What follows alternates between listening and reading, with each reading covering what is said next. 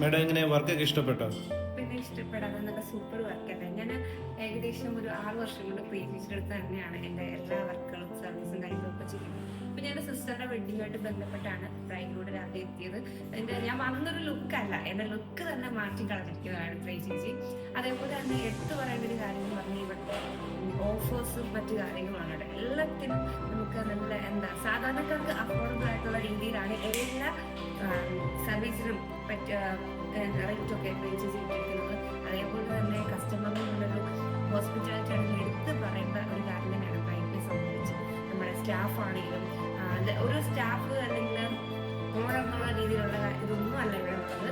പ്രിയ ചേച്ചി ഇതിന്റെ ഓണർ ആണെങ്കിൽ പോലും സ്റ്റാഫിനോടാണെങ്കിലും വരുന്ന കസ്റ്റമേഴ്സിനോടാണെങ്കിലും എല്ലാവരോടും ഭയങ്കര ഫ്രണ്ട്ലി ആയിട്ട് തന്നെയാണ്.